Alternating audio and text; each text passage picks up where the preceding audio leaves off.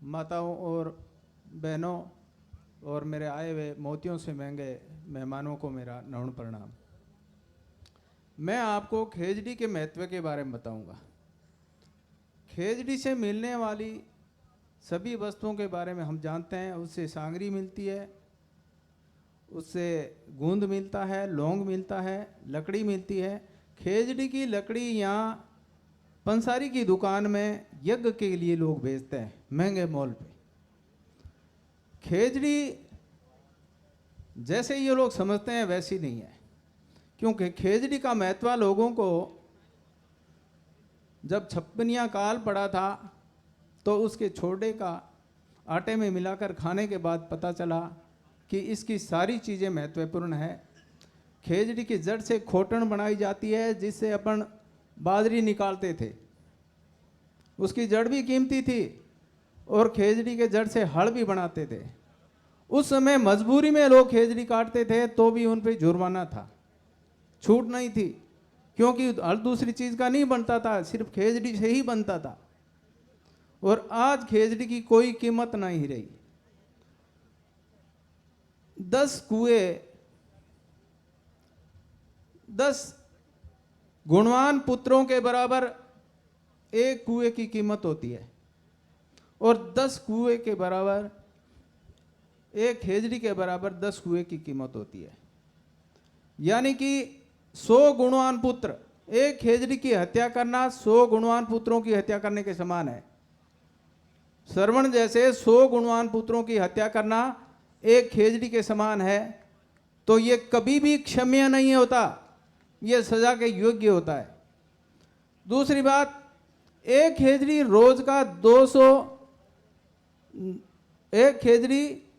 का 200 रुपये का ऑक्सीजन देती है। ये वैज्ञानिकों ने इसका अनुसंधान करके निकाला है कि एक खेजड़ी 200 रुपये का रोज ऑक्सीजन देती है, और महीने की 6000 की ऑक्सीजन देती है, और 12 महीने में एक खेजड़ी 72,000 की ऑक्सीजन वनस्पति, जीव जंतु और मानव जगत को उपलब्ध करवाती है।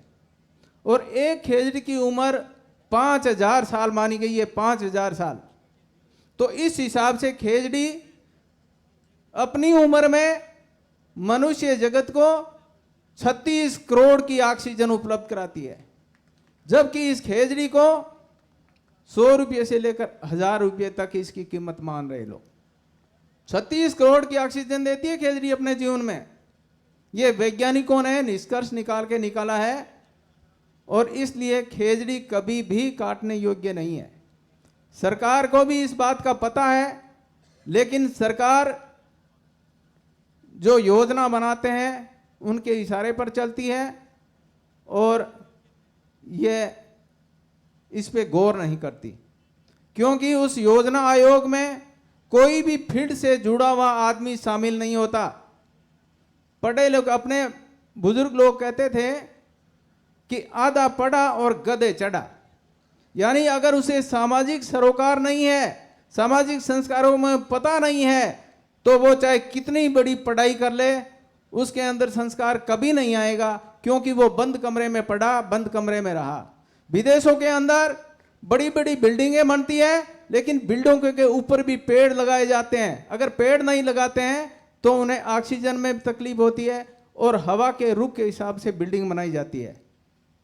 और मैं हांगकांग घूमने गया था, जिस दिन 1 अप्रैल को यहाँ 1 मई को यहाँ धरना था, जब पर्यावरण प्रेमियों का कलेक्टर साहब ने अपमान किया था, हमारे शहीदों का अपमान किया था, तो 1 मई को मैंने हांगकांग से यहाँ मेरी बात प्रसारित की थी।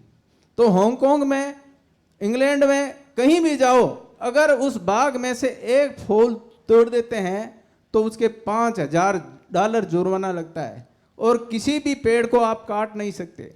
अगर कोई बड़ा आदमी है और उसको अगर अपनी पहाड़ पे जमीन दे दी तो उस जमीन को समतल नहीं कर सकता। पहाड़ जैसा है वैसे ही उस पे अपना मकान बनाएगा, समतल करने की वहां उसको छूट नहीं होगी। बोलो जम्बेश्वर भगवान की जय, बोलो अमृता देवी की।